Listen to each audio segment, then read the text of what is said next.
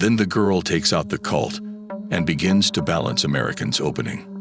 Fire on Cross. The gunfight bursts out in the store. Wesley is stunned by a panic attack. He tries to run, but the strange girl holds him back. Then she takes out the corner shot device and starts shooting off the mirrors to limit the Cross's field of study. At this moment, Wesley takes the chance and runs outside. Cross tries to catch him in the van, but the girl slowly gets Wesley into her red Ferrari. The chase continues. The girl hangs through the windshield and fires at the van. Wesley and Jolie with her right foot drive the car and turns. The guy, meanwhile, admires the view. A police team blocks the street before our heroes. Having assessed the situation quickly, the girl jumps behind the wheel and makes the Ferrari skid. The wheels hit the drain and the car flips, falling on the bus. After that, the couple restarts their tour of the night city, but that was too much for Wesley, and he goes faint. Wesley wakes up in what looks like a textile factory. He tries to leave, but all doors are stopped by some angry men. Then the girl from the store shows up, and Wesley frantically tries to convince. Are you enjoying this video? Click subscribe. You would be helping me continue to create more sexy movie recaps just like this for you. Man emerges with a gun in his hand. He gives Wesley a gun and tells him to shoot and hit a fly circling over a trash can. Wesley looks shocked by such a request. Then the man makes the task harder and tells him to hit the wing of the fly. Instead, Wesley feels a gun pointed at the back of his head. The big guy behind says that if Wesley didn't shoot, he'd get shot. Instead, a panic strike makes Wesley's response so quick that he can track the movement of the fly's wings after shooting 6 bullets.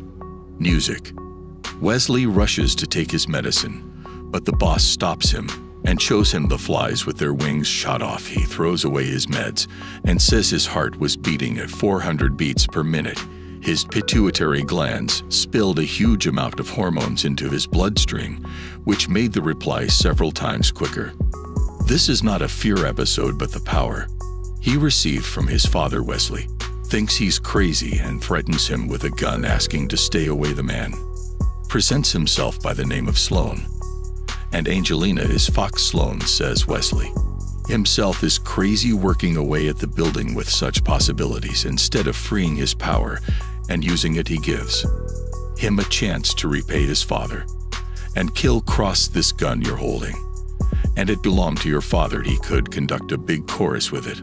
Also, they moved all his father's money to Wesley's account after all that they let the poor guy go. The next morning, Wesley wakes up thinking that what has happened was just a dream, but in the bathroom, he's forced to come to senses by a gun that fell out of his pocket. He hides the gun in the toilet tank. Wesley goes to the nearest ATM and finds out that there are more than $3.5 million in his account. At work, Wesley studies articles about the murder of his father on the roof of a building. All of a sudden, the boss shows up and meets the guy nicely. Stage. I still don't have my billing report. She yells at him again that the study is still not ready, and he wastes time surfing the internet.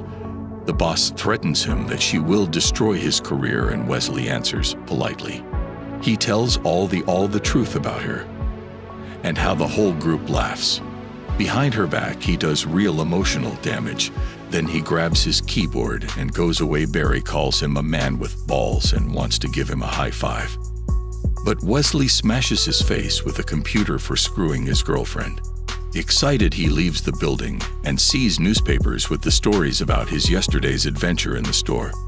Fox picks him up, and he happily jumps into her car. The girl brings him to the weave factory. At first, Wesley thinks that this mill serves only as a cover, but as it turns out, they are indeed master weavers and run this business expertly. They call themselves the Fraternity of Weavers. When Wesley walks up to the work cafe, he realizes that they're the real weavers. He says he doesn't want to go back to his old life, and Sloan puts Fox in charge of training him. Then the training starts. They tie him to a chair and start to beat him.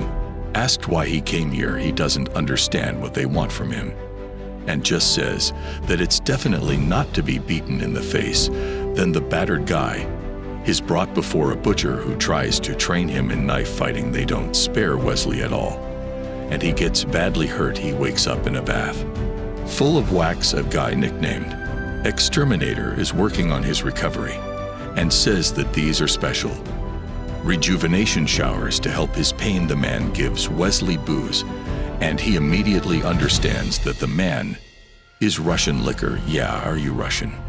Yeah, gun training also takes place. In an unusual way, Wesley has to learn to fire bent bullets, not only with a straight course. Such an interesting work repeats day in, day out. He's beaten to a pulp, then healed. Eventually, another body of a fraternity member is brought. It's the work of Cross, who cuts them one by one, according to Sloan only. Wesley can stop him a bit later. Fox asks the guy to catch a shuttle that moves at a great speed inside the moving loom. He tells her to put a gun to his head to trigger his response, but Fox says that he has to learn to control himself. Wesley fails and just hurts his hand during the healing process. The Russian shows him a trick with a rat. He mounts a small explosive device on a mouse and leads it to a safe place. With peanut butter, the rat bursts. The man says Wesley's father loved that trick. The guy asks if he's okay and what they've done to him since he acts somewhat weird. Meanwhile, Fox Klein comes out from the close bathroom and tells Wesley to follow her to the training. This time she starts to beat him to a pulp herself and asks the same question, why he's here and why he's wasting her time. Finally, Wesley gives the only right answer. He wants to know who he really is. He is brought to Sloan, who tells him about his father, saying that he was the best of them, and shows his things in room. Wesley puts on his father's jacket and decides to measure up to him at all costs. His training now becomes important, as his goal is to revenge his father. All difficulties seem insignificant to him. He easily stands any bullying and absorbs loads of information about his enemy. He trains day and night with the passion of the Shaolin priest. He makes short work of the knife master. The teacher who beats him broke his bones against Wesley's head. Then came Wesley's turn to beat him up. The only thing he couldn't handle was to stop a bullet. Fox decides to help him with this and stands before the body to motivate the guy. Feeling huge responsibility, Wesley manages to curve the bullet around her head and hits the 10 ring. Now it's time for his first task. Sloan leads him to the loom. It turns out that they learned the names of their targets from the cloth made by the loom of fate their ancestors from the club deciphered. A secret code that lets changing thread errors into a binary sequence, which is then used to make up the names. Wesley gets the name of his first target. Fox is following him on this mission, riding on the train roof.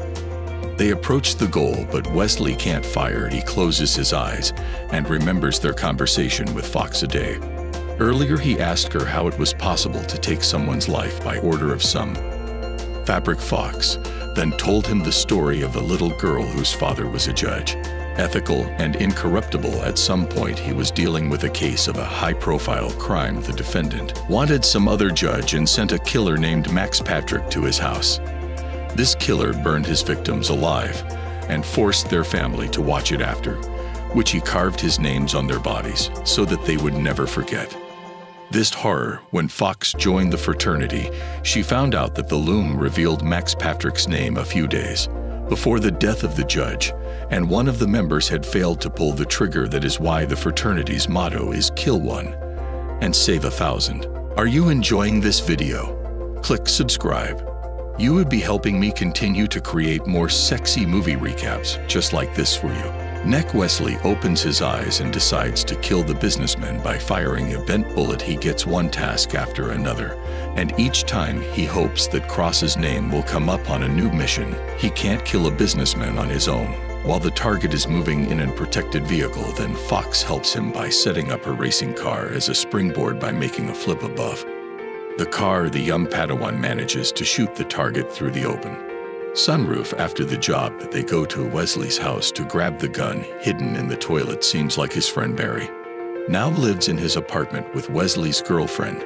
Wesley knocks out Barry by practicing a May Gary on the door and heads straight to the toilet while his girlfriend throws muck at him. Fox gets tired of hearing her screaming and decides to improve the status of the guy. In the eyes of his ex, she gives Wesley an intense kiss and the couple leaves. Barry tells Wesley in his wake he's a man. Wesley on the street. When Fox went to steal a car, Wesley sees Cross. He opens fire, but Cross manages to repel. Wesley's shot with his bullet the chase.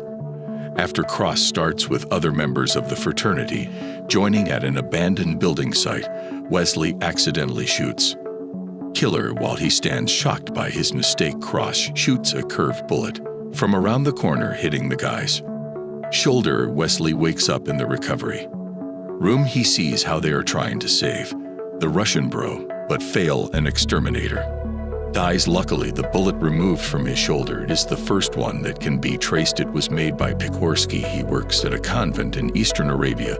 The fraternity sees that this is a specially prepared trap, and they don't want him to go alone, but Wesley manages to show them that he's ready finally. Sloan gives him the paint with Cross's name on it. When Wesley leaves, Sloan gives Fox the board with Wesley's name and tells her to kill him when he's done with Cross. The guy gets at the convent and found Pekorsky. The man pretends to be running, but then he tries to lure Wesley into a trap. Fortunately, Fox, who was watching Wesley, arrives to his aid. Wesley shows the bullet and asks where they can find the owner. Pekorsky vows to arrange a meeting with him. He brings them to the train stop. Pekorsky is ready for Cross, while Fox and Wesley sit in ambush. Suddenly, the old man starts to run away. The couple chases him down with his side vision. Wesley sees Cross in the car. He jumps on the train while Fox follows.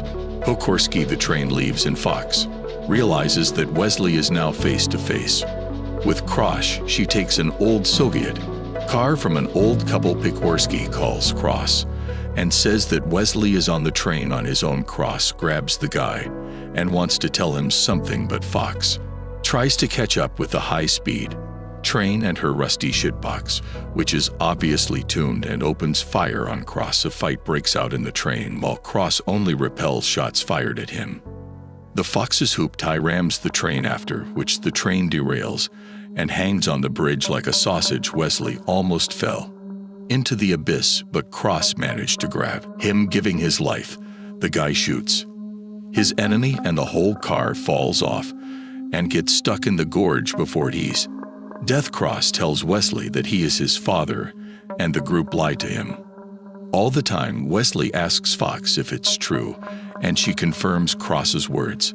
Wesley is the only one. Cross would not kill the other members, just couldn't get to him. The guy learns that his name was also exposed by the loom and manages to flee from Fox by shooting the glass.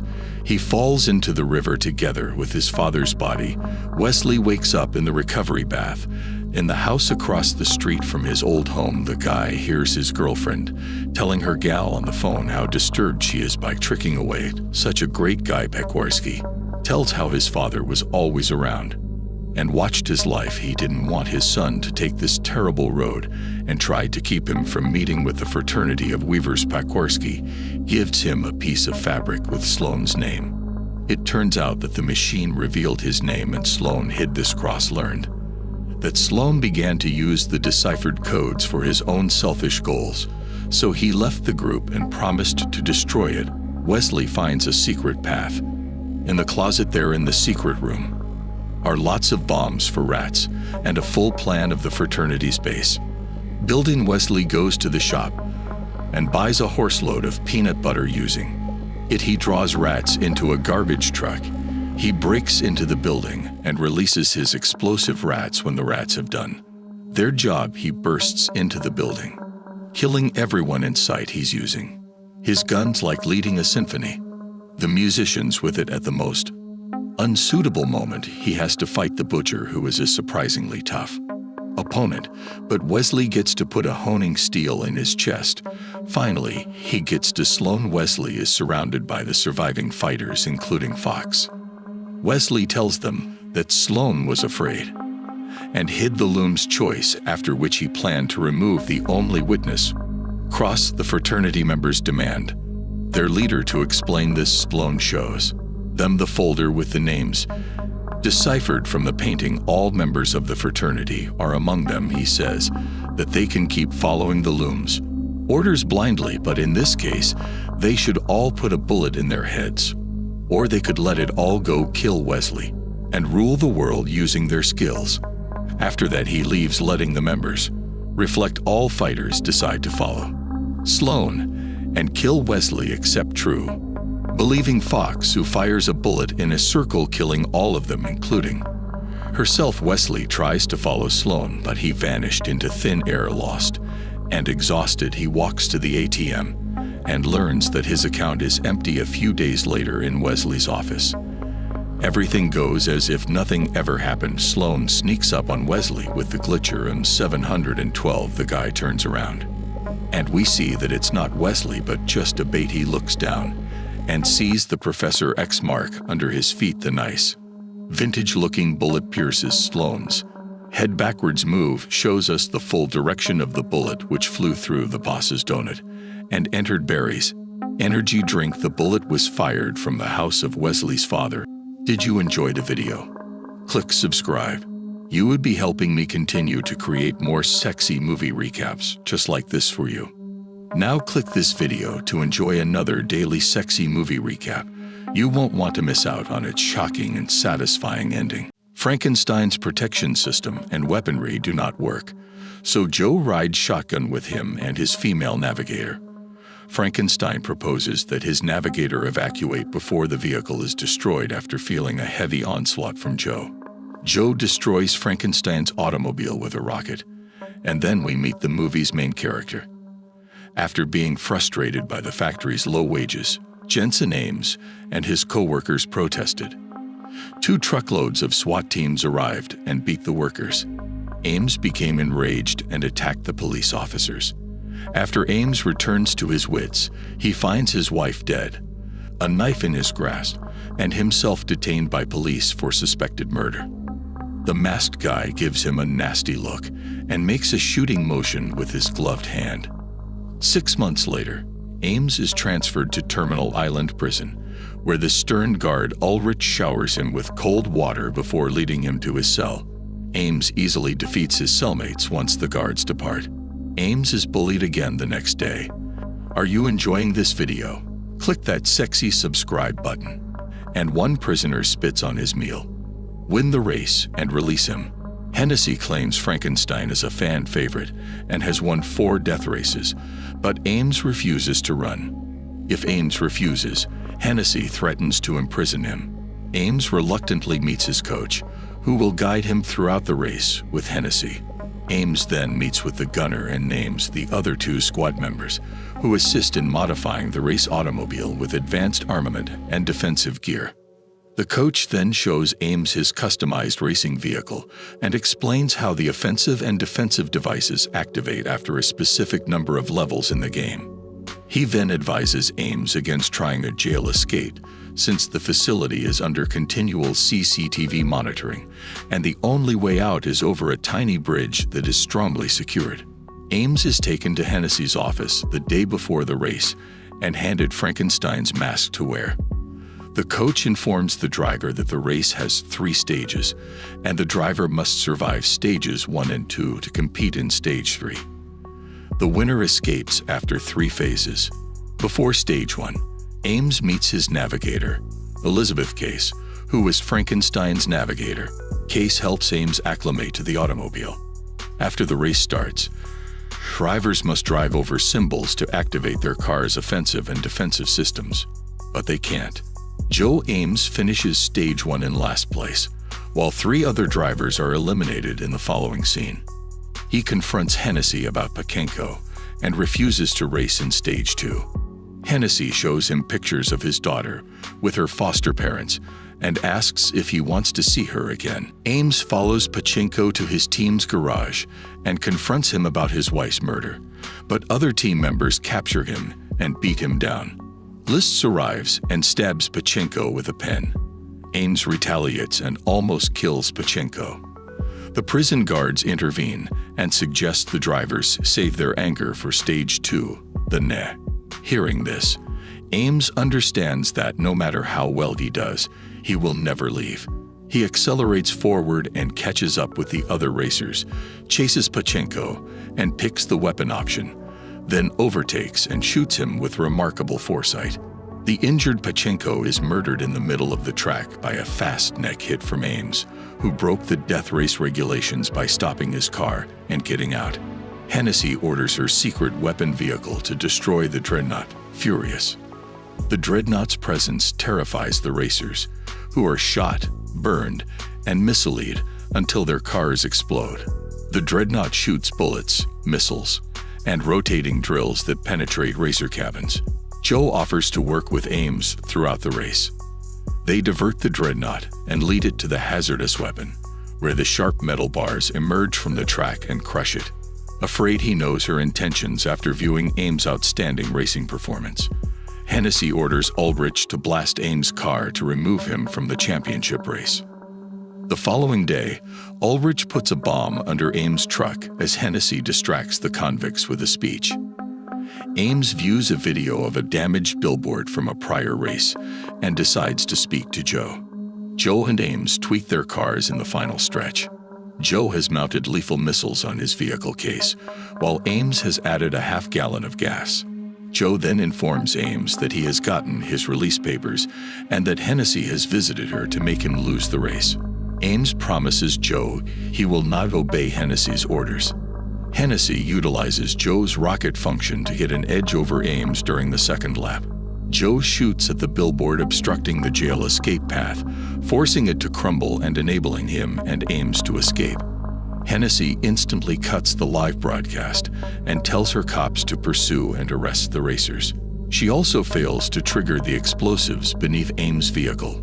The coach and other team members had already taken it out before the race began elsewhere, with helicopters and police vehicles chasing the fleeing couple.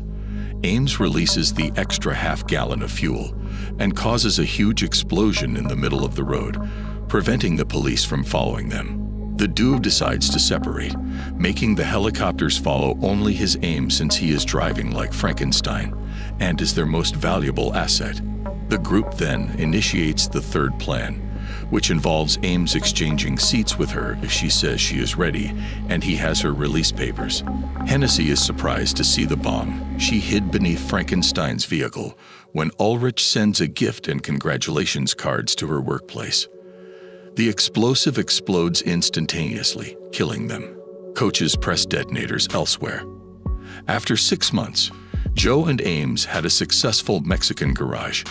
Ames regains custody of his daughter, and Case unexpectedly visits to congratulate them on their new life. At the film's end, Ames acknowledges he is not the greatest parent, but no one loves their kid more than him. Did you enjoy the video? Click that sexy subscribe button. Now click this video.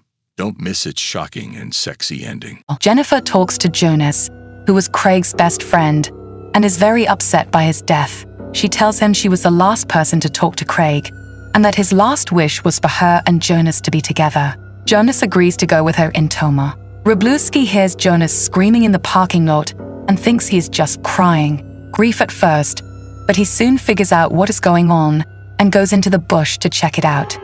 He finds Jonas's body being eaten by a deer. A couple of hours later, the cops pick up the body, and Jonas's dad says he will find and kill his son's killer. At her house, Needy is cooking while listening to the radio. She hears that Low Shoulder has become heroes because of the fire. Then, a mother comes into the kitchen and tells her that she had a dream that Needy was nailed to a tree, worried that she might not be able to be there for her daughter one day. Later, after taking a swim in the lake, Jennifer calls Needy to tell her she is having a great time day, and we see her burn her tongue without pain.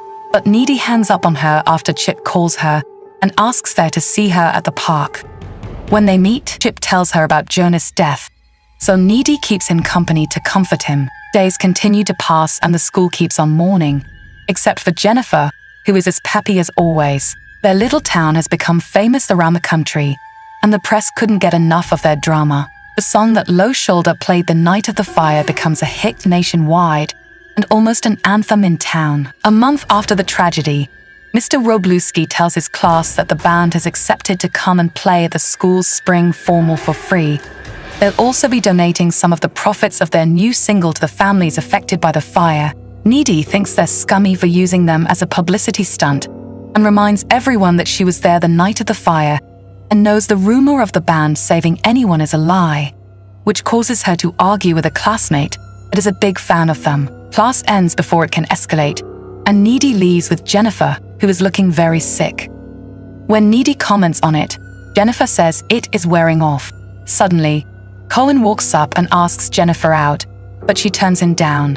When Needy says she thinks he is cool, though, Jennifer changes her mind and tells Colin to come by her place later. That night, Needy goes to Chip's to spend the night making love. In the meantime, Colin is driving to the address Jennifer texted him and is very confused when he arrives at an abandoned house that he must enter through. When he follows the sound of music, he finds a room with candles burning and Jennifer distracts him with kisses, but when her eyes change color, he steps back. Jennifer grabs him and says she needs him to be scared, so she breaks his arms and throws him on the floor so she can start feeding on him. Back to Needy, she starts to see blood while she is still close with Chip. The roof looks like it is leaking, and both Jonas and Jennifer look like they have been hurt. Chip sees her sitting nearby. At first, he thinks her groans mean she is happy, but he soon realizes Needy is too upset to continue, so she gets dressed and leaves in her car. In the middle of the road, she almost crashes into Jennifer, who is covered in blood again, and is now jumping on Needy's car window. Jennifer falls off when Needy drives back at a high speed, though. Needy goes home and cries and dreams about Jennifer until she falls asleep on the couch. She wakes up a few minutes later and goes to her room, where she finds Jennifer's body, finds Jennifer waiting for her there, but she has no blood on her and is only wearing pants and one of Needy's t-shirts. Jennifer starts kissing her, and after some initial reluctance, Needy kisses her back. Jennifer starts touching her, and that is when Needy snaps out of it.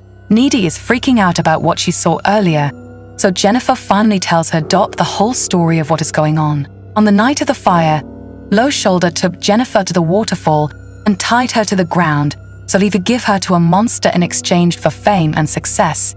The guy stabbed her while singing Jenny to her, and then they threw the knife into the river. For some reason, she did not die. Instead, she woke up and could not remember anything. Way to Needy. Since Needy is her friend, she could not hurt her, so after leaving her house, she went down the road and found Ahmet, who had gotten out of the fire, but no one knew he was still alive. So she took him into the woods and ate him.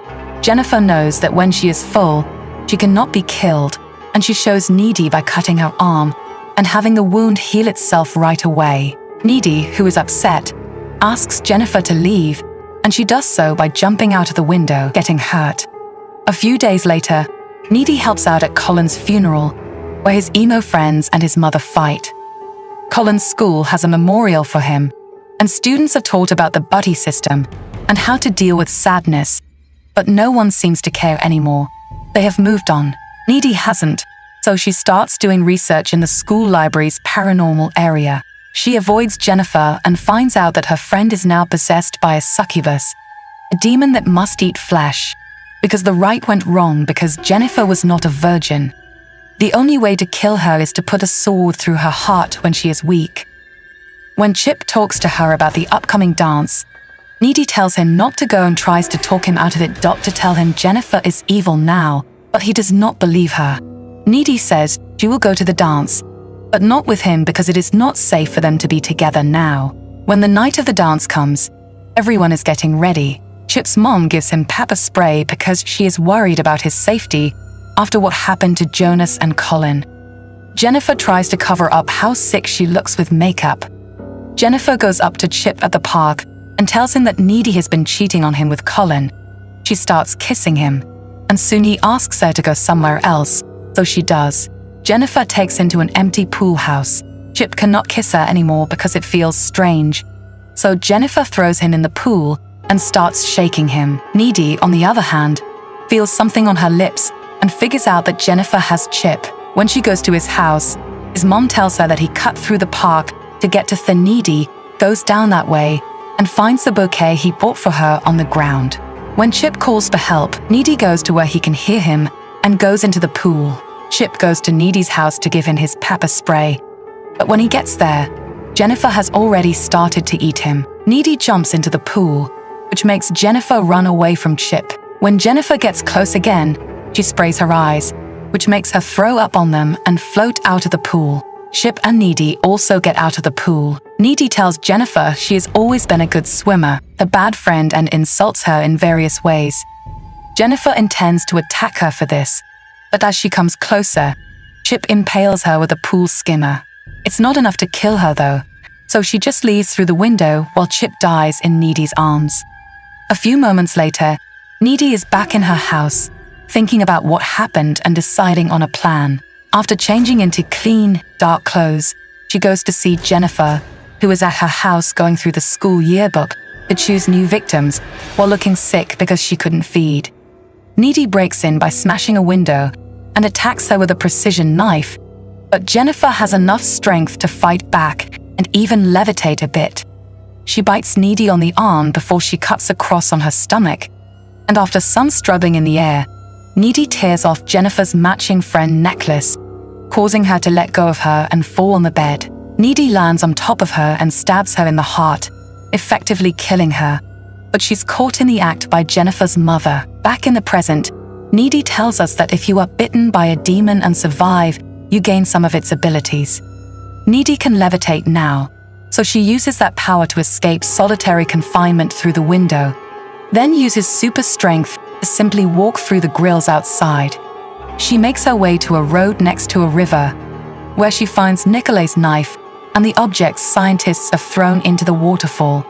As the sun rises, she manages to hitchhike a ride to Madison, where Low Shoulder is staying in a fancy hotel. The band is living the best life now with fans, money, and drugs. That is, until Needy finds them and murders them all. Make sure to subscribe and turn on notifications so you can watch more videos like this.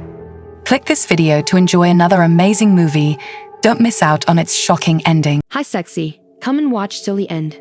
A dinner party outside a home begins the narrative. It is Nick's birthday. Nick's mom addresses his dad's lateness in her speech.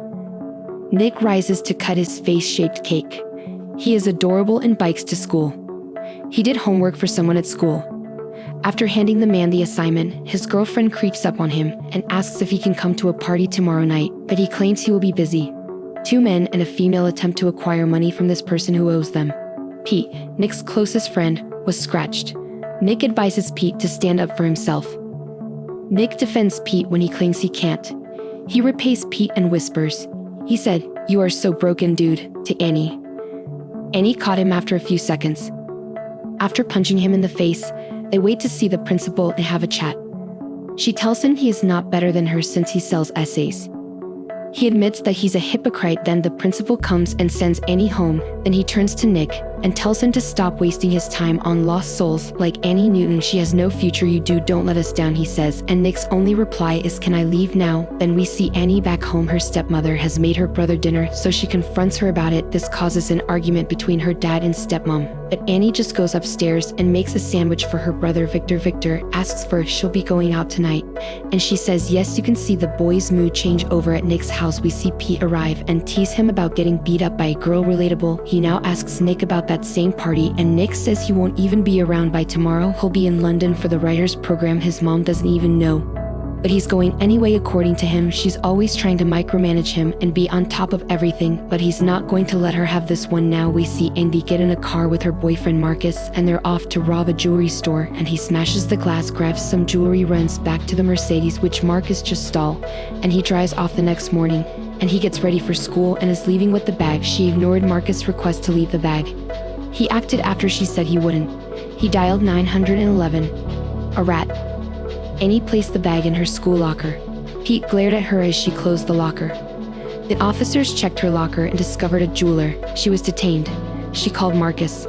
After the call, she leaves the station determined to avenge the person she was sure handed her in to the police. After Pete says farewell to Nick, we head to Nico's home, where his mom has learned about his London ticket. She confronts him when the airline calls to modify his travel schedule. She points out that he has had the ticket for weeks, so Nick is in his room getting ready to depart. He pockets a watch. Someone hits Pete as he runs. Annie's boys escort him to Annie. She hits him because she feels he has betrayed her. He confesses out of desperation. Nick asked his lady at the party if she wanted to fly to London with him since his flight was delayed. He hands her their ticket and wishes her well. He is not a snake. He believed Nick would have left the country by now. Pete exits the automobile and explains his actions, but no one is listening. He grabs Nick and demands, "Who is broken now?" "You are," Nick says. Nick has balls.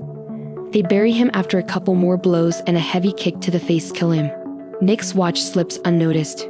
Before, Pete was forgivable. He informs Marcus. She says she applauded the man who sold her out, and he has a shotgun mark on his face because he knows it was not him. He is now wondering why she came to him knowing he was on parole.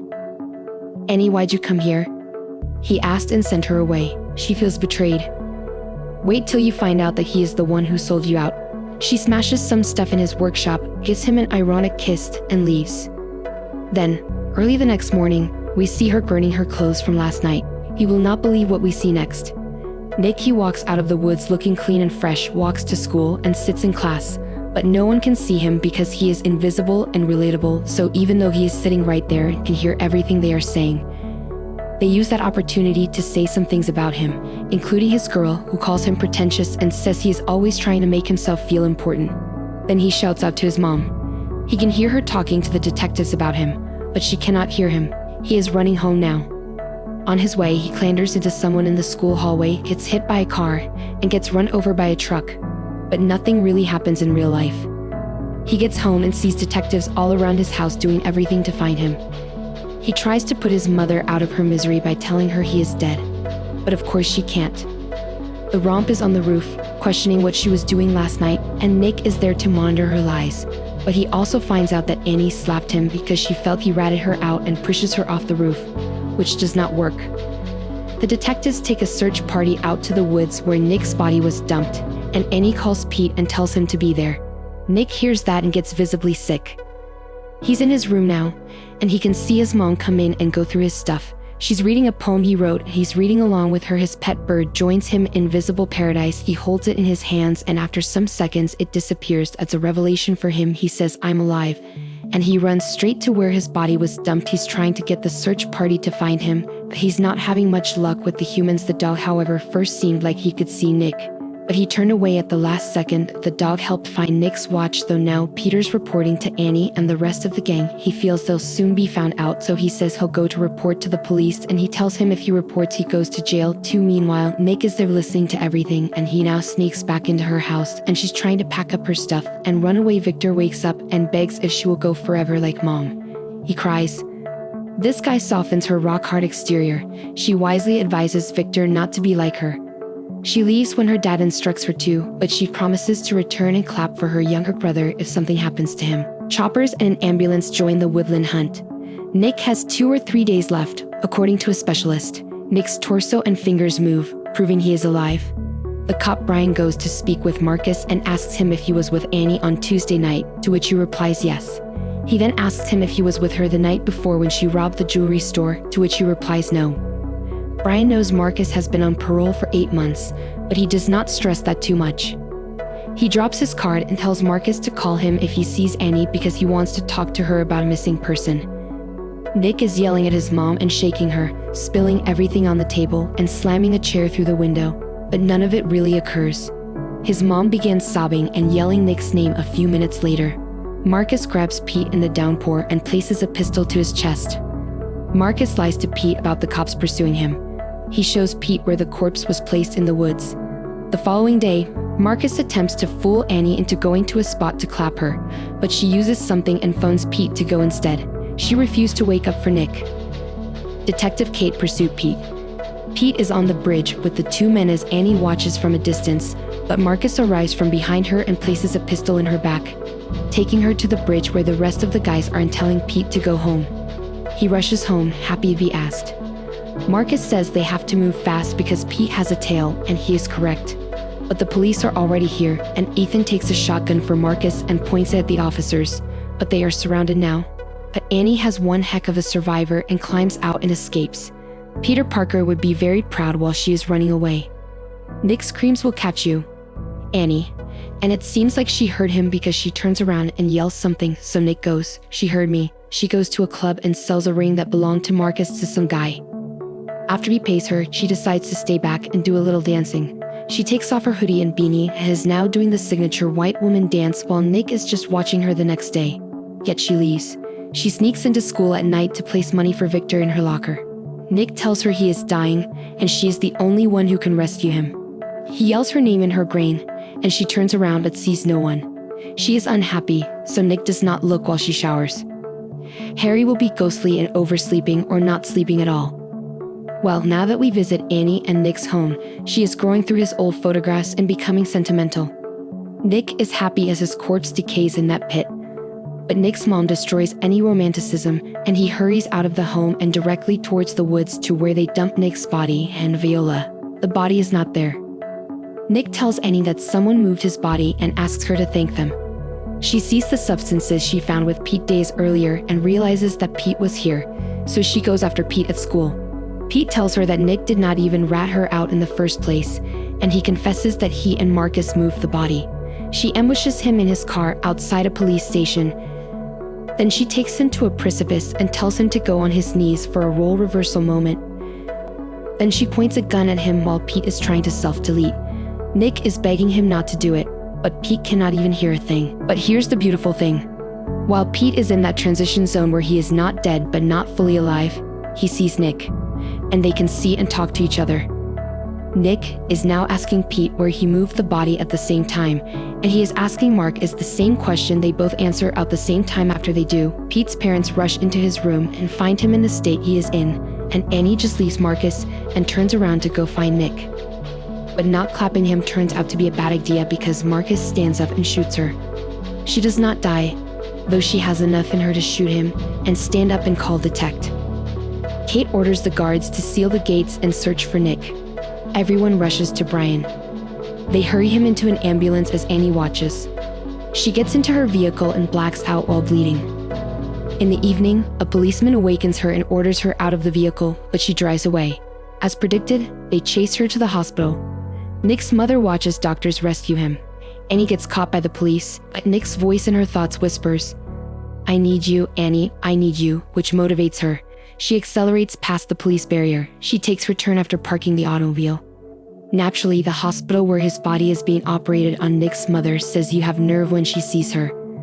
Nick tries to play peacemaker, but you know Mama can't hear you, so Annie has to do it all on her own. She says she just has to talk to Nick, but Nick's mom lands a slap on her face, and he then tells her that Nick is here, that she can feel him and hear him, that she knows what he wants. Of course, she doesn't believe her, so on Nick's directive, and he tells Nick's mom about that time she was in his room reading his poems and how he was with her, that she now asks Annie what she wants, and then he says she just needs to see Nick, she can help him, but his mom says no, and he hands for her gun and says she knows she can bring him back. She finally lets her go in, and he is now running her fingers through Nick's body. She apologizes to him and begs him not to go. She takes off her necklace, which once belonged to her mom, puts it in his hand while she joins him on the bed and snuggles with him. When she does that, the invisible neck disappears, and the real Nick wakes up and calls Annie's name, and he says she wanted to do one good thing, and Nick tells her she did, she saved him. Then Annie taps out. Then we see Victor playing with a toy plane, and Nick shows up and has a conversation with him. Victor says his sister died, and Nick says they should send her a message. Nick writes and flies Victor's brief message, "Hey Annie," aboard the aircraft. The end. See you later, sexy. Welcome to another sexy movie recap. Watch till the end. You won't want to miss the shocking and satisfying ending. The film begins with a janitor sweeping the floors and leaving. He investigates a locker room noise. He attempts to assist a fearful girl sitting on the floor, but another girl walks in and urges him to get out. Kyla takes yearbook photos afterwards. Chris, their new English instructor, attracts her. Kayla asks Riley if she may study in her home, hoping to get closer to Chris. After that, she starts taking more images of him. She returns home and finds her mother getting ready for a date with a guy and wearing a new dress. That night, are you enjoying this video? Click that sexy subscribe button. You would be helping me continue to create more sexy movie recaps just like this for you. Kyla dreams of Chris and pleasures herself. The next day, she goes to Riley's house and starts asking questions about her father. Riley says her mother cheated on Chris, resulting in a divorce and a transfer. Kayla also tells Riley about her father, who left her when she was 6. When Riley goes to the bathroom, Kayla heads straight to Chris's room and imagines herself with him. The next day at school, Trisha is still trying to use her charm on Chris, but Chris, being old school, does not catch her hints. After class, Trisha befriends Riley, and Kayla sees them together and feels jealous. She warns Riley that Trisha is dangerous, and Kayla claims that Trisha slept with a history teacher last year, which led to his replacement. Later that day, Kayla phones Riley and learns she will be 18 shortly. Kayla will help Riley host a birthday celebration at her place. She then asks Chris about his relationship and makes him stay the nights since his clothing got soiled at supper. Kayla cannot stop staring at Chris, but she cannot watch her mother and Chris flirt, so she leaves for her room. She knows her mother and Chris will kiss to destroy their moment. Kayla pretends that someone was watching her change in her room and wants to be with her mother and Chris to avoid being laid. Chris tells her that Riley is dating Trisha despite her caution. Do whatever she wants.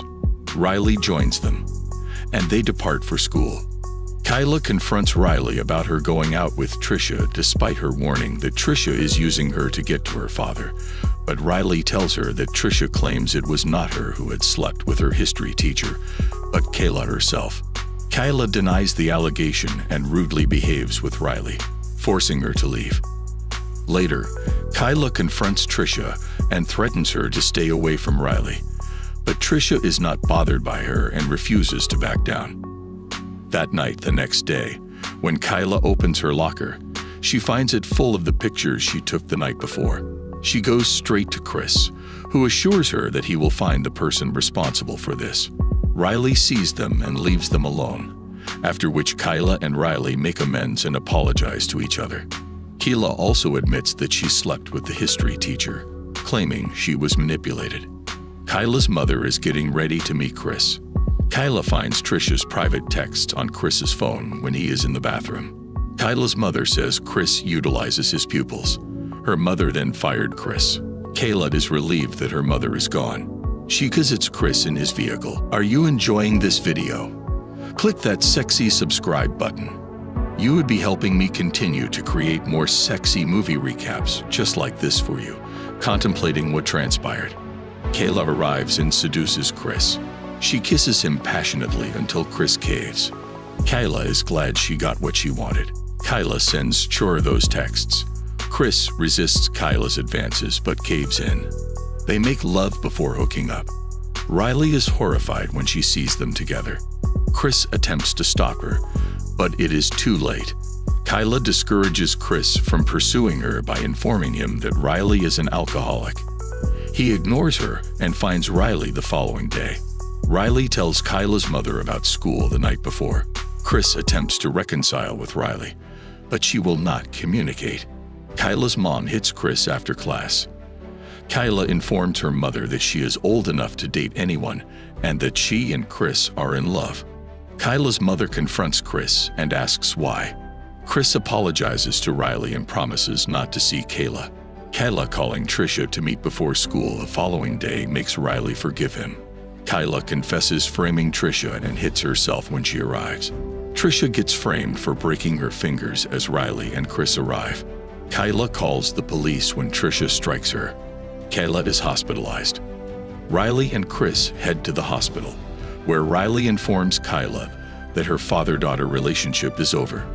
Kayla accepts and begs Riley to take over her yearbook responsibilities for a basketball game that night because her hand is damaged. Riley agrees. Kayla also requests one final farewell with her father from Riley. After Riley departs, Kayla promises Chris she will never leave him and that he will have to face her every day in class.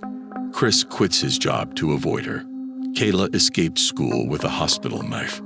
Kayla informs Riley that only one person can be in Chris's life.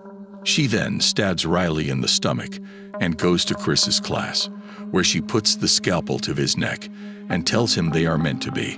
Kyla then confesses that she deceived her prior instructor. Riley is alive and wants. Riley is astonished to learn that Kayla is alive after the police take them away in different ambulances. Months later, Chris and Riley have relocated and are excited to start a new teaching career in college, respectively. As Riley drives to school, we observe a hooded person, likely Kayla, emerge from concealment. Did you enjoy the video? Click that sexy subscribe button. You would be helping me continue to create more sexy movie recaps just like this for you. Now click this video to enjoy another sexy movie recap. You won't want to miss out on its shocking and satisfying ending. Sadie gives Cole the oak to come in with her eyes, but it looks like they say goodbye with a kiss. The mating season makes these two stop being such gentlemen, and on the way back home, they blow each other up beautifully in bed music. Cole cannot stop thinking about Sadie and reliving their first date. When he gets home, he tells his family about it. He says that Sadie is his missing half and that last night's date was great.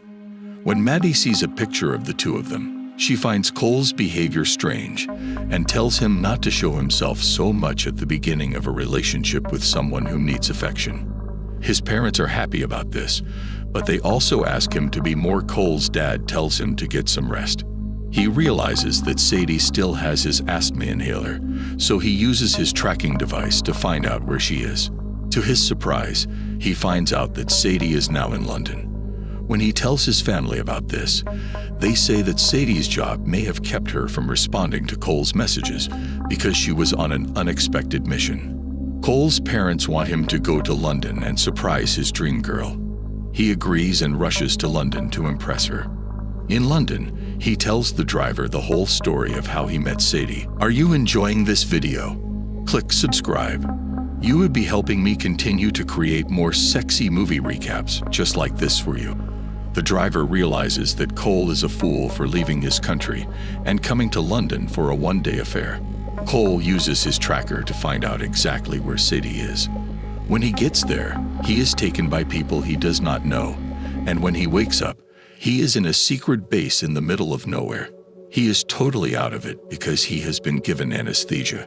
This man seems to have mistaken Cole for a man named Taxman, whose job it is to stop these people from doing their jobs, and is getting ready to hurt him. Cole tries to prove who he is and asks them to look at their passports to make sure. Torture. A man is sure of his prey and hits Cole. It seems that this man is trying to get the passcode of a gun from Cole by torturing him, but only the taxman knows the passcode. The head of the torturer is very angry and wants to get this information from the taxman so he can sell the gun. Cole finds out that she works for the CIA. She is a very skilled agent and kills many enemy forces. On the other hand, Cole is completely lost and scared. He barely leaves the cave and sees that he is in the Khyber Gorge in Pakistan. Using a bus, they try hard to get away from their enemies. Cole is also involved in this fight, and he makes his first kill with Sadie's gift, killing several enemies and painting his hand with their blood after a forced stop. In the middle, Sadie pushes a stunned Cole to keep going. Levesque goes to the cave, where the leader of the Wagner group shows him the leaked information about the taxman. While walking, Cole thinks all of Sadie's previous words are lies and blames himself for getting involved in these events because of her. At the end of this conversation, Sadie tells him to shut up and stay with her until she takes him to the airport, and then they part ways. Cole's situation is very complicated because the enemy forces still think he is a taxman and are trying to catch him alive to get the passcode for the weapon. After seeing the murder scene, Levesque tells them that this mission will either bring them money and power or kill them all in the end. So they must search for the taxman with all their might and arrest him. He brutally kills one of the survivors so that the other forces can use their weapons on Cole. Marco, who seems to be having trouble with Sadie, asks them out for drinks. Marco says that Levesque has the gun but does not have the passcode, and that in order to sell the gun, he needs both the gun and the passcode. This is why they are trying so hard to catch the taxman. When the argument between the three of them gets worse, Marco says that Sadie escaped during one of their missions together a few years ago, causing Marco to lose one of his arms. He says that he cannot be happy because he has a bad conscience. Sadie offers cash to Marco to get Cole out of the country and back home. After saying goodbye to Cole, she leaves. A short time later, Marco, who says the city is his and that he is safe, is killed by a bounty hunter. It turns out that Levesque has put $1 million reward on the taxman's arrest, so all the bounty hunters are looking for these two people. The bounty hunters kill each other one by one until no one else is a threat to their lives. She seems to have decided to give Cole to Levesque as a reward. After some boring talk, Levesque asks Cole to give him the passcode. With Sadie's help, Cole stops talking, and they all get on a plane to go to Levesque's trusted location in America. On the plane, Levesque tells his senior officer to get the passcode from Cole, or he will kill the plane and everyone on it. Are you enjoying this video? Click subscribe. You would be helping me continue to create more sexy movie recaps just like this for you. Sadie tells Cole to take the suitcase and jump out of the plane with just the parachute because she does not want to take the blame. Cole gets everything ready and gets off the plane with Sadie when she asks him to get off alone, but he saves Sadie's life anyway. They land on an island, and when Sadie comes to, she sees that Cole has made a shelter and taken care of her wound to save her life. And they even have the Aztec weapon with them. On Wagner's phone call with Levesque, he tells Levesque that he is lost again, but Levesque cuts him off. Sadie tells the CIA where she is, and they talk to her about the past and her family. Cole finds out that she does not have any family and that the CIA has trained her to live alone. But when she meets Cole, everything changes. Cole also thinks it is special that these events are the first record of him leaving his country. They put aside their differences and kissed on the beach. The next day, Wagner's forces fire on them, and when CIA forces arrive, he uses the confusion to steal Aztec's bag. In the meantime, Sadie decides to save Cole's life, and Wagner escapes, but Cole lives because of Sadie's actions. The agents take them back to the CIA headquarters, where they decide to convince Levesque to meet the taxman in person by giving him a part of the passcode. After meeting the taxman, they arrest him and capture Ast. Sadie tries to talk him out of it because this mission will put his life in danger. He thinks it is important to protect his loved ones and tries to get Sadie to make this a priority in her life for once. However, it seems that Sadie has given up on the mission because of her failure, and her bosses tell her to go home and rest. Cole must make this visit alone, without Sadie. Mr. Utami, the Aztec buyer, goes to Levesque and threatens to kill everyone if he does not get the passcode. He then decides to go to this meeting with Levesque, and if he does not get the passcode there, he will kill Levesque, the whole team, and the taxman. The mission starts, and Cole is put on the spot as bait. CIA agents get in touch with him and ask him to play the part of taxman. Well, the waitress leads Cole to the reserve table.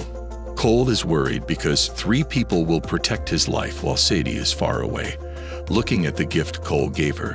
When Utani and Levesque get to the hotel, Wagner kills Cole's 3 backups, leaving him alone. Cole tries to leave the meeting place, but because his family is in danger, he decides to go back to his desk and wait for Sadie. After the guests leave, Levesque tells Cole that the support forces have been killed and asks for the passcode. Cole tries to waste time, but Utami tells him that he needs the passcode right away, or he will kill the VEC and Cole at the same time. Levesque threatens him with a gun, but just then, Sadie Levesque knows that Sadie is really the taxman and that Cole is just her boyfriend. Sadie gives the password, and the Aztec weapon pops up. The Utani employee puts the money right away into his account number. Levesque tries to scare Sadie into giving him the money, but Sadie will use her $10 million to pay the price for killing Levesque.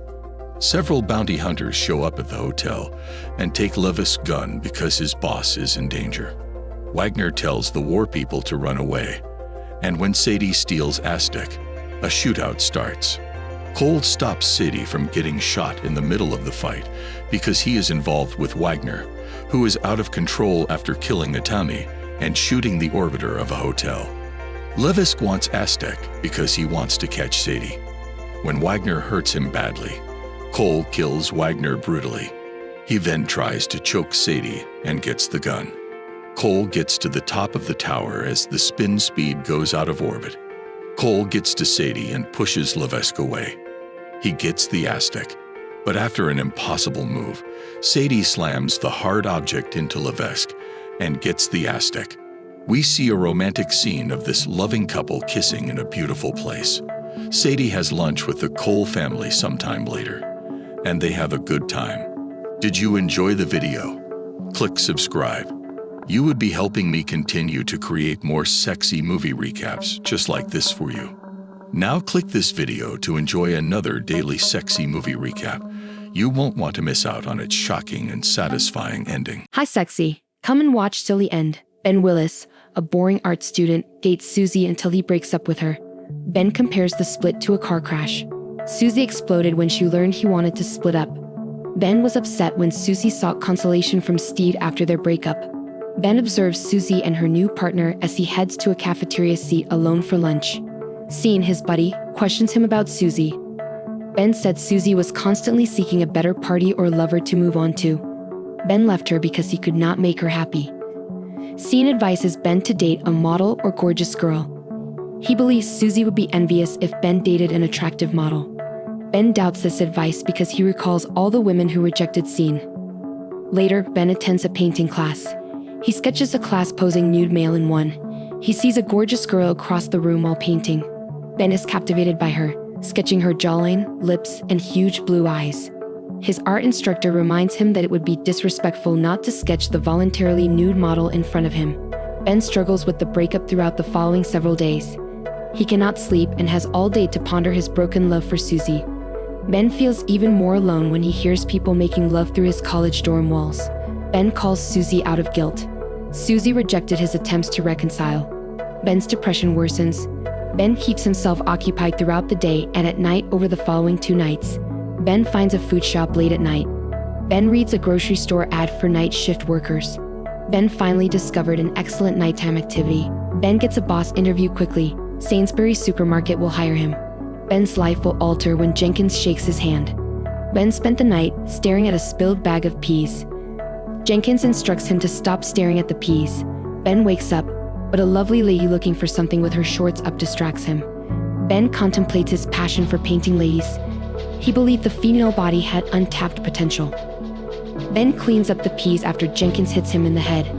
Ben watches his colleagues waste time while he adjusts to his new job. Sharon Pinty, the checker, never glances at the clock. Barry Brickman approaches it differently. Brick knows everything except work. His pal Matt Stevens also does dumb things. They joke about putting a nice adult toy in a woman's shopping basket.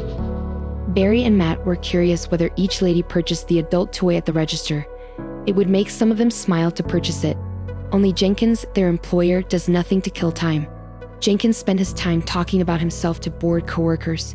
Night shift workers' oddest pastime is Ben's. When depressed, Ben shuts off the world. He feels time is frozen. He halts everything to execute his will. Ben begins thinking about how much he appreciates women's looks. When Ben was young, his family hosted a Swedish exchange student.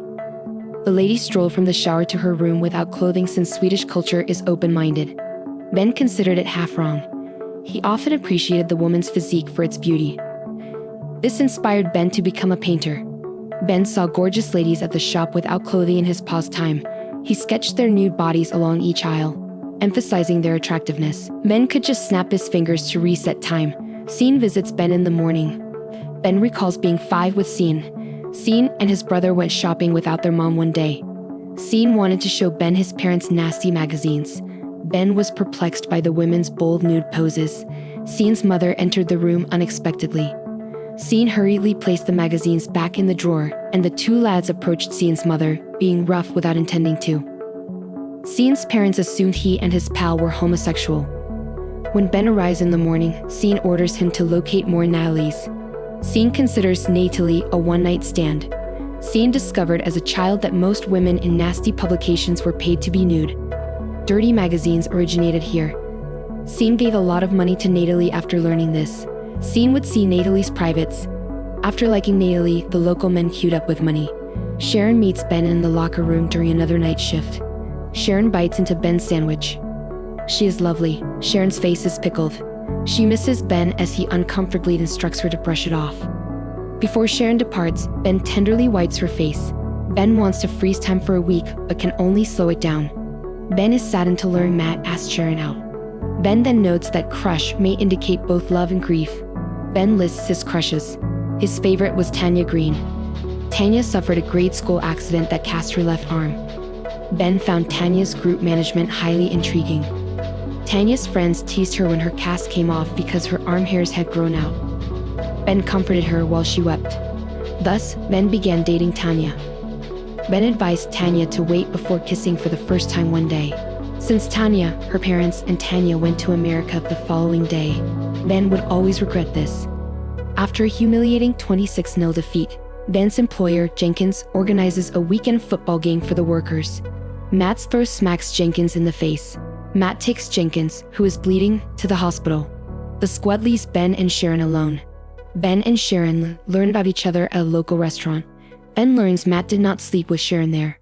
Ben and she then share their aspirations. Sharon had always wanted to meet a painter because she believes they would see beauty in everything, which she finds lovely. That night, they liked each other. Ben uncomfortably kisses Sharon on the cheek while walking her home. Jenkins announces a birthday celebration the next day, inviting everyone. Sharon invites Ben to be her party date, and Ben is delighted. Ben gets a stripper at his birthday party as a surprise from Jenkins. Ben will drive Scene to the party if Scene helps him. Scene hires a stripper at a bar with Ben. Ben just thought of Sharon while there. He imagines Sharon in the dark corner with just a shining pole to guide her. Sharon dances around the pole and stares at Ben in a tight black dress. Ben's mesmerized. Sharon asks Ben the night before the party whether he will attend with her. Sharon kisses Ben upon acceptance. That kiss was the only thing that put Ben to sleep. Ben sleeps until the afternoon after 4 weeks awake. A guy calls Ben to exhibit his paintings in a gallery. Sadly, Matt and Brick are up to their antics again. Ben claims he no longer thinks about Susie or the gorgeous ladies at work. Sharon consumes him. Because of her beauty, he continues drawing Sharon into a timeless universe. Everyone is preparing for the celebration tonight. Ben brings Sharon up from her apartment and joyfully informs her about the gallery's offer. Sharon celebrates with him during the celebration. The celebration started before Ben and Sharon arrived. Jenkins is jaying, Matt and Brick are dancing, and Scene gets rejected again. Ben is surprised to see Susie at the party and learns that Steve, Susie's boyfriend, is Jenkins' brother. Ben and Sharon keep partying after a strange talk with Susie. The stripper appears unexpectedly. She lap dances in front of Jenkins. Post-dance, the female approaches Scene. Natalie, the stripper, is Scene's childhood buddy. Hello. And they get along immediately. Susie approaches Ben in the upstairs bathroom queue. Jenkins is also attempting to get close to Sharon below. Brick plans to ride a box down the stairs. On the stairs, everyone watches Brick. Susie kisses Ben to reconcile. Brick was going to tumble down the stairs, so Sharon checked the top level. Sharon is furious to witness Ben and Susie kissing. Ben pulls Susie aside and races to Sharon, who is leaving and going for the door. Ben freezes time again and realizes he cannot undo what occurred. Ben leaves Sharon after 2 days. Ben rushes to Sharon's place to explain, but she is so furious she cannot see. Ben sleeps poorly for a few days after leaving her apartment. Ben seldom sees Sharon at work either. Ben visits the art museum Matt and Brick call from. He realizes he has been duped when the art business owner denies a meeting. Before leaving, the owner notices Ben's Sharon doodles. Ben gets a gallery night when the owner is intrigued. Sharon is invited to Ben's A Frozen Second art display. She visits the exhibition despite being upset with Ben. That night, she is astonished to see all the art about her. Hundreds of drawings depict her. Sharon looks awestruck. Ben looks at her. When Ben attempts to explain what occurred at the party again, Sharon advises him not to. The art display speaks volumes. After kissing Sharon, time freezes again, but Ben and Sharon may move in the frozen world. Sharon and Ben walk through 1,000 snowflakes. The lovers kiss again in timelessness. Ben thinks about how love is always there if you seek it and how sometimes you have to pause or you could miss it. The end. DJ for her. He finds another record to play along with the one he is already playing. This skill impresses Belle. Belle tells him that she is glad they knocked on his door because they are having way more fun at his house than at the party they were meant to go to. He tells her that his house is not normally as fun as it is when they are there. Belle thinks that they were meant to meet, so she asks him to dance with her while he tells her that you make things happen. When the Uber pulls up, she flirts with him and tries to kiss him. He goes to get their clothes and the phone while Belle goes to get Genesis. Evan goes to the bathroom to look for the girls when they do not come to the door. He hears them laughing inside and goes to give them their clothes, but when he gets there, he finds them naked. They say it's a surprise for him, and at first Evan acts like a prude by saying their Uber is waiting and begging them to get ready. Genesis tries to kiss him, but he turns her down. When they both touch him, though, he gives in pretty easily. The Uber driver leaves because no one answers his calls, while Evan has a threesome with the girls in the bathroom and then in his bed. They all fall asleep at the same time. The next morning, Evan wakes up alone in bed and responds to his wife's text message right away. He then puts his wedding band back on. He gets dressed and checks the house, but as soon as he thinks the girls have left, he hears them laughing and making a mess in the kitchen. Genesis is making pancakes when he walks in, and he offers him some. Evan gets mad at them for how they are acting and asks if he can drive them home or wherever they want. He gets even madder when the girls laugh at him, which makes him realize he has a small problem on his hands. The phone rings, and it is his wife. He runs outside to answer it. Evan tells her that he smoked too much pot and passed out, so Karen calls him a lightweight. When the two girls appear on the glass door behind him, she starts telling him about the kids. He moves so that she cannot see them on the video call and tells her about his work project and how he is making good progress and will finish it soon. The girls keep making fun of him through the window. Karen sees that he is sidetracked by the doors, so they end the call. Seeing where he is going, so he cannot get rid of the girls easily, he swears and yells at them when he walks into the house. Evan tells them to get up and get ready, so the girls run into the next room. When he gets there to get them, he only finds Genesis, so he looks for Belle. He finds her in his closet, wearing his shirt. She tells him she loves him and asks him to hold her as she throws herself on him. Evan brings her back to Genesis and tells them they have 3 minutes to get ready while he waits outside. When he is done smoking, he goes back inside to get them and sees them both painting on top of Karen's sculpture. Evan gets angry and throws Genesis off the sculpture. He then takes the pen out of Belle's hand and asks, "Do you know what you've done?" They say that last night gave them the idea, so he chooses to call the police. Genesis tells him it would not be a good idea though, because they are too young. She says Belle is 15. Genesis tells Evan that the judges will believe it even though he doesn't. She says that it is a legal rape. Belle tells him that she has proof if he still calls. He does not understand what they said about the flight attendant the day before, and Genesis tells him that they saw that in a movie. Evan does not know what to do, so he asks them how much money they want. People say that he is not like the others and that he should not be mad about it. Evan pulls out his wallet and asks them again how much money they want. This makes them angry because he is treating them like whores. When the doorbell rings, Belle slaps him and tells him that she is not the whore. Evan tells them to stay there and goes to answer the door. There, in front of the door, is Vivian, his therapist. Vivian starts talking right away, and he tells her he is much better and does not need any more therapy. Genesis comes out and tells her that he does not want her massage. The woman keeps talking and talking until Genesis comes out. Evan tells her to go back inside, which makes Vivian very angry since she loves his wife. He tells her it is not what she thinks, but she keeps walking and says it is exactly what she thinks. When Evan goes back inside the house, he finds the girls messing with his record. He pushes Belle away from the table and then tries to push them both out of the house, but the girls just keep messing with him. Evan gets more and more angry as Genesis keeps making fun of him, so he grabs her by the throat. Belle gets scared and grabs a figure so that she can hit him over the head if she needs to save a friend who keeps making fun of Evan. He lets her go and calls the cops to say that someone broke into his house.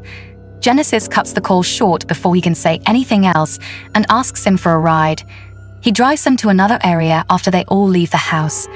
When Belle gets out of the car, she asks Avon to come inside and meet her mom. Instead of going into the house, the girls go the other way. Evan goes home and starts to clean as soon as he gets there. He cleans the kitchen and bathroom, and then tries to clean the sculpture that his wife made. That night, he takes a pill because he thinks it is all over and he has gotten out of the situation without any damage. When Evan hears glass breaking in another part of the house, he goes back to his work project. He looks into the noise, but at first finds nothing. When he walks into the living room, he sees a broken picture of his family on the floor. Genesis hits him over the head with one of his wife's works when he bends down to get it. Avon wakes up tied to the bed and hears Genesis putting on makeup and singing. He begs her to untie him and let him go, saying that he is a good person who made a mistake, but she just keeps doing what she is doing. Belle shows up all of a sudden wearing his daughter's clothes, even her underwear. Avon loses it and tells her to take them off, calling her a crazy woman. Belle pulls off the underwear and throws it in his face while dancing in front of him and telling him that the girl's first love is her father. Avon tells her she is sick, but Belle keeps playing her games anyway. He begs her to untie him, but she just sits on top of him, which shows some of her deep-seated daddy problems and how hard her childhood was. Genesis writes, "It was not a dream on the mirror at the same time." Belle starts hitting Evan, acting like he is her own father and hurting her like he did when she was a kid. When his phone rings, they both reach for it at once. When they see that Karen is calling Evan on FaceTime, they get ready to pick up the call and threaten to do so by unzipping his pants. He begs them not to do it and tells Belle that he will do whatever she wants. Belle wants to make out with him, so Genesis jumps him. Belle records the whole thing on his phone, and Genesis leaves the space. Ivan is able to get out of his bonds and push Belle to the ground. Getting up and going after Genesis, he grabs her by the neck when he sees her eating cake, but she uses her fork to stab him in the shoulder.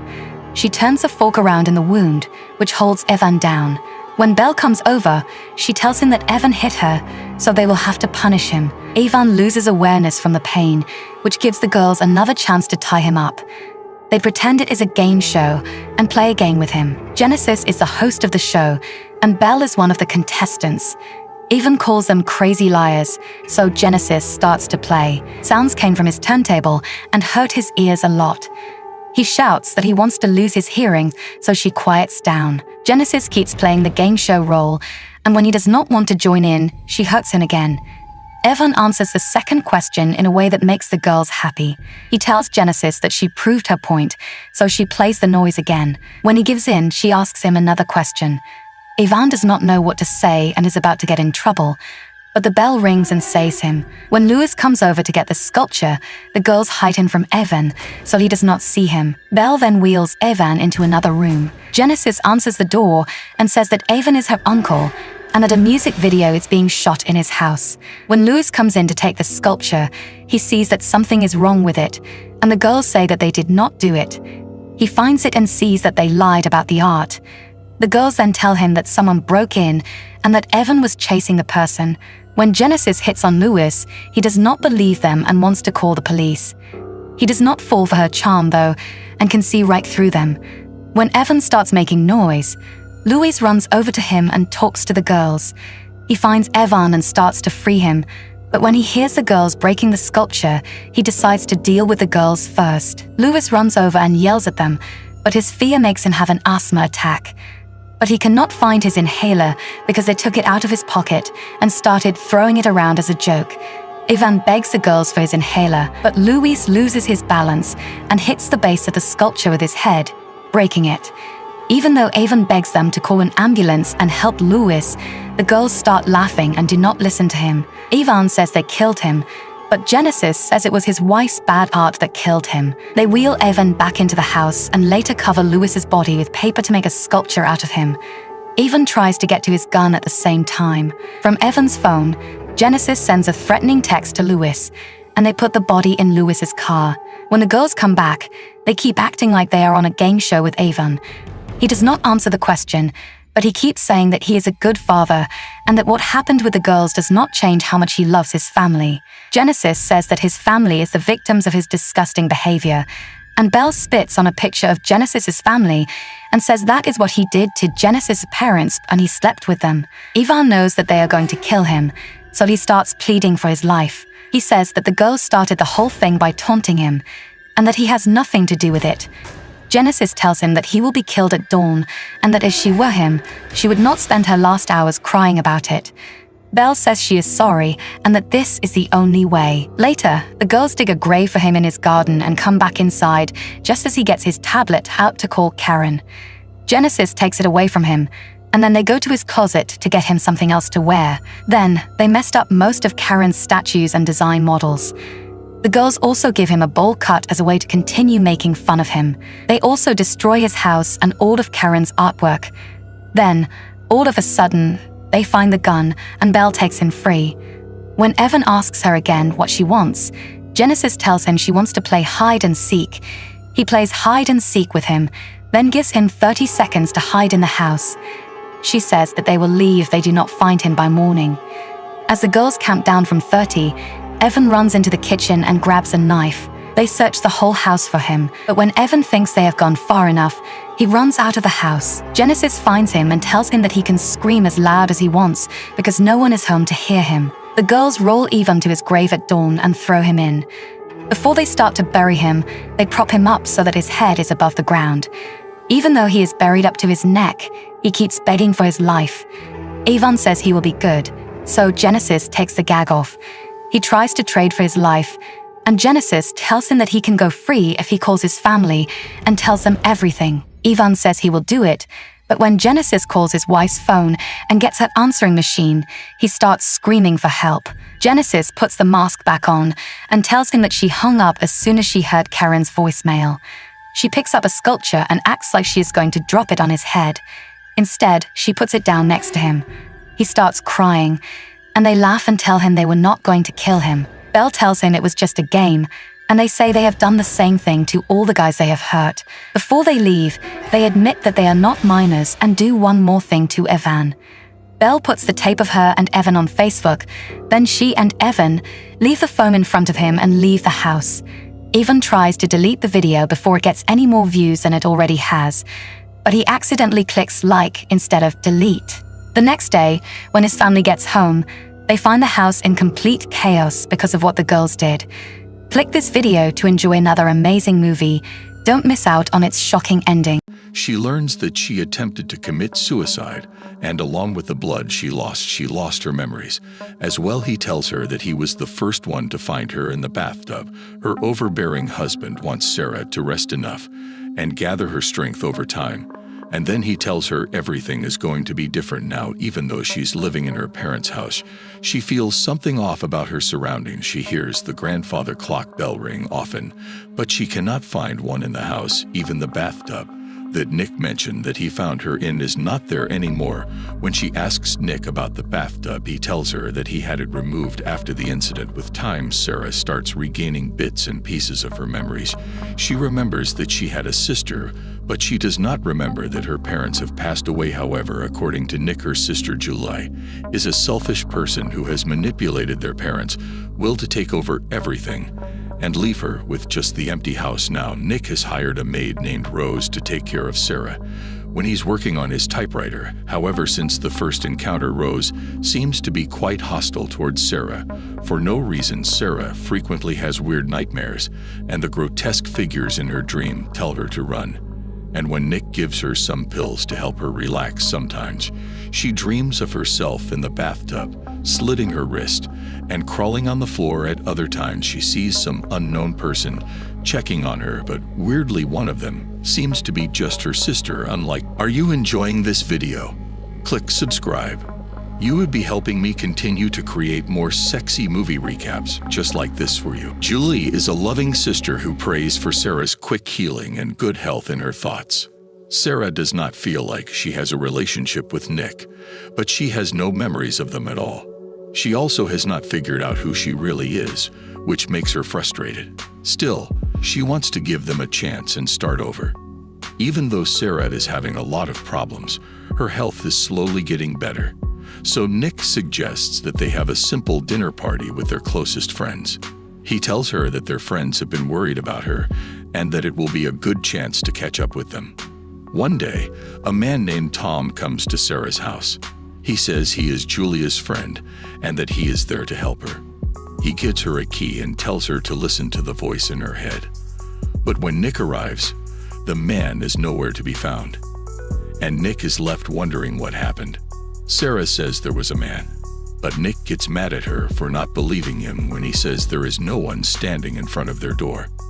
Nick tries to convince her that he is there to help her and that everyone is taking advantage of her kindness, but Sarah does not believe him. Sarah apologizes to him right away. Just then, Nick remembers that he has something for her and pulls out a box with a beautiful red dress that she could wear to the party that afternoon. When she goes to the storage, she finds the old family photos and the same key that the man gave her. Then the same man appears out of nowhere and starts strangling her. As he does this, she realizes that the man looks exactly like Nick. Rose does not care what Sarah thinks about the party and says rude things about Nick, which makes Sarah angry and furious. Sarah fired Rose from her job right away. Then, while working in the yard, she pulls out some weeds and finds a bloody lump of a root. Since Sarah is not feeling well, this makes her sick to her stomach. Nick wants to cancel the dinner party, but Sarah will not let him because she does not want to ruin it. On the night of the dinner, Sarah again finds a key in her drawer. Since she is nervous about the dinner, Nick gives her a pill to calm her down. Sarah gets dressed in a red dress and lies down on her bed, but what she sees next is completely out of the ordinary. Her reflection in the mirror is wearing a white dress, and then she hears a girl scream. Are you enjoying this video? Click subscribe. You would be helping me continue to create more sexy movie recaps just like this for you. Things get weird. Sarah is shocked to see Rose come back to the party. When she asks Nick, he says Rose is there to help him cook the pork. Soon, the conversation turns to cannibalism, which is a strange thing to talk about at a dinner party. Nick then lets other guests in on the secret. A mysterious man outside the house. She asks for another drink, and Rose gives her a drink with something in it. As soon as she drinks it, Sarah's vision starts to blur, and the man next to her puts his hand on her lap. Even though she tells him to stop, he doesn't, so the drunk woman cannot get away. Sarah sticks the fork into his hand. Now a man has been stabbed with a fork, but no one is upset about it. Instead, they are all laughing and cheering like it is just another night. Gasping for air, she drags her bloody body to her parents' room and sees a man in a pig mask standing behind her mother. Again, she wakes up in the bathtub, but this time the pig man is behind her, and right in front of her is the frozen scene. Sarah is so confused that she runs up to her room. Nick follows her, but before he can do anything, Tom steps in, seeing this as a chance to get out of there. Sarah gets the key from her drawer, and when she opens the door with it, she finds herself in a completely dark room with only a single light source drawing her toward it. She feels like she is surrounded by demons, so she runs for her life and ends up in a room full of books.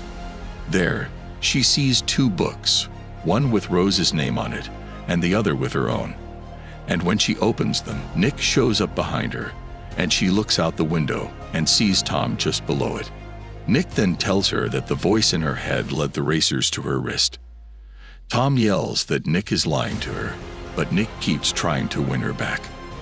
At that moment, she sees the scene of her mother stabbing her father, but now she sees the pigman guiding her mother from behind to kill her father before leading her to put a knife in her own throat. At the same time, Tom throws holy water at Nick's face, and when it hits his skin, Julia is screaming at the top of her lungs for it to kill her instead of her sister as Tom reads the spells and pours holy water on Sarah. After a few minutes of fighting, Tom decides it is over, and the doctor leaves after making sure Sarah's vital signs are stable. Tom tells the girls that when a monster leaves a host, it leaves behind a hole that does not go away for a while. He still tells Sarah to be careful and tells Julie to keep an eye on her sister after everything is over. Julie says goodbye to Tom and goes back to Sarah, where she gives her a pill. Julie sits in front of her and tells her that she is the one who found her in the bathtub. She tells Sarah that she is there for her whenever she needs her. When Julia tells Sarah that everything is going to be okay, Sarah is suddenly reminded of Nick. Why? Because Julie gives off the same vibe as Nick and has the same suspicious pill. Sarah also remembers Julie screaming and pleading with Nick not to take her instead. As the movie ends, Julie tells Sarah that everything is going to be different. Did you enjoy the video? Click subscribe. You would be helping me continue to create more sexy movie recaps just like this for you. Now click this video to enjoy another daily sexy movie recap. You won't want to miss out on its shocking and satisfying ending. The video starts with quirky Martha sitting alone in her apartment. Her lover is passionately kissing another lady when he abruptly arrives. He refuses to apologize and asks Martha to make a trio. Mr. Right Aka, Francis, an ex-CIA agent and mercenary, can murder even the most deadly villains. Martha refuses and breaks up with him immediately, but her lover calls her out for not being adventurous, which infuriates Martha. Inside the hotel, a squad of assassins directed by Hopper, a former CIA hitman, prepares to capture him. However, Hopper stays in the surveillance van since he believes Francis will defeat the incompetent assassins. After Francis kills the assassins one by one without breaking a sweat, Hopper gets a call from his boss, telling him to pretend to be an FBI agent and work with local police detective Gus Patrick to capture Francis. Martha and her roommate Sophie go out drinking, but Martha keeps looking for her boyfriend and blames herself for him cheating on her. The next morning, Sophie takes Martha to her workplace. Are you enjoying this video? Click that sexy subscribe button. A pet store, where Martha picks up a cat despite warnings that it is ferocious and scratches Sophie. Martha makes a stop at a convenience store on her way home. Francis also happens to be there buying some supplies. All of a sudden, Martha clumsily bumps into a shelf and scatters a pile of contraception. But surprisingly, Francis, with his extraordinary skills, catches them. Quickly witnessing this, Martha becomes awestruck and falls in love at first sight. They chat for a while, and Francis also likes her quirkiness. He then invites her on a date, and the two end up spending some romantic time together. In the next scene, when Francis talks about his line of work, honestly, Martha takes it as sarcasm. She thinks that a job like this only exists in the movies. After a while, as the two are strolling around a park, Francis suddenly realizes that a hitman is nearby. His intuition turns out to be right. When we see a man pointing a sniper towards Francis, thankfully our hero swiftly dances with Martha and dodges all the bullets one by one. He doesn't even realize that they're being attacked. After the encounter, the couple ends up spending the night together at Martha's place. The next morning, Francis leaves a note for her asking her to continue their date that evening. This impresses Martha, and she makes breakfast happily. However, Sophie is a bit skeptical about this mystery boyfriend. That night, Francis and Martha meet at a bar. There, he meets Espinoza, one of the hitmen who left the hotel earlier. He then excuses himself and pursues Espinoza outside. Once they are outside the bar, Francis tells the hitman that he doesn't have a plan on killing anyone today. But Espinoza is relentless, so he readies his dagger to attack Francis. As always, Francis dodges all the attacks with his swift reflexes. Then, at an opportune moment, he kills the hitman by piercing his throat with the same dagger. In the meantime, he splits the brothers in half. Francis is hired by Vaughn and Richie Cardigan to kill a victim. Vaughn, the younger sibling, is ambitious yet unintelligent and wants Richie gone. Vaughn recruits Francis to replace Richie as the local criminal empire's head. At home, Martha says she does not even know Francis' entire name after dating him for a few days, to which the ex-mercenary answers, "I despise my own name, so I do not share it with anyone." Francis, the favorite hitman, has killed his clients. Francis shows Martha his knife skills to capture the birth control pills from the convenience store. Francis takes Martha to the first hitman job meeting to delight her by pretending to be a professional assassin. Are you enjoying this video? Click that sexy subscribe button. Martha witnesses Francis meet a guy on the bridge who begs him to murder people while waiting in the vehicle. Francis dons his clown nose and calmly kills the victim. After Francis sends Martha off to her apartment, Hopper and Gus, acting as FBI agents, question her. They tell her Francis is a conscience-driven hitman who murders his clients because he feels killing is immoral unless the victim merits it. Meanwhile, Francis visits Martha at her apartment. Hopper has been tracking him, so he is ready for him. But Francis tackles him from behind and pulls him inside, informing the girls that Hopper is not an FBI agent. Martha joins Francis in the bedroom after realizing Francis has always been honest with her. Unfortunately, their passionate hug is cut short when one of Hopper's men declares over the radio that they are coming for Francis, scaring our hero and causing him to run. Francis is assaulted by a squad of assassins while attempting to get Martha out of the house. Steve, a mercenary, amazes Francis with his combat skills. Francis seizes the baseball bat and knocks the assassin out. Francis jumps through the steps and incapacitates the other assassins, then pauses to recall Martha's pledge to never murder again. Francis bravely rescues Martha by deflecting the bullet with his hand, but he is injured and does not murder Steve, which is rare for a hitman. Steve praises Francis sincerely, claiming he would not come in their way again. Francis and Martha then make their way outside, but are still surrounded by a larger number of assassins coming through. Vaughn and his men also arrive at the scene looking for Francis. The couple is attacked again, so they shelter themselves near a water tank to save themselves. Francis is forced to open fire and kill one of the assassins. He then plays a psychological trick on them, telling them that they will not be able to return to their wives and kids if they die. Francis and Martha also come out in the open and are attacked by Vaughn. But Vaughn surrenders when he realizes he has no chance against a hitman like Francis and praises his fighting skills and determination, which turns out to be a trick to distract Francis. The crafty Steve appears and hits Francis from behind, knocking him down. Steve works for Vaughn and his guys, and he lied about not going after Francis. Vaughn and Steve abduct Martha and give Francis an address to locate them as they depart. Francis fights Hopper, who arrives after the mobsters leave, but he escapes in the following scene. Francis follows Martha as she is transported to the Cardigan brothers' mansion to terrify her.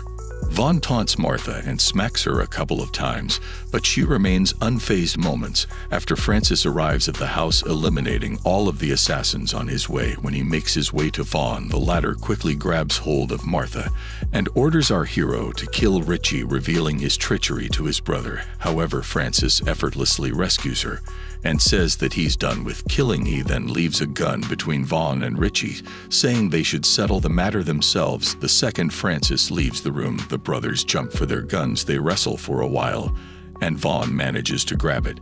He then kills his half-brother without remorse. In the meantime, as Francis tries to escape with Martha, he once again runs into Hopper and starts hustling with him. On the other hand, a hitman captures Martha and threatens to kill her, but to his surprise, she effortlessly swats him away thanks to the training Francis gave her earlier. After a while, the resilient Vaughn once again shows up to take revenge, but he too falls victim to Martha's exceptional fighting skills. Meanwhile, Hopper gains the upper hand in the fight and gets ready to shoot Francis. But right then, Steve arrives from behind and kills him. It appears that he has changed sides. Once again, grateful Francis tells him that Hopper is worth $5 million. After learning that Francis is dead, Steve celebrates, and the movie cuts to 2 months later, when we see the mercenary couple enjoying their best life in Vietnam, despite the knowledge that evil individuals are still chasing them, presumably to avenge Francis. Did you enjoy the video?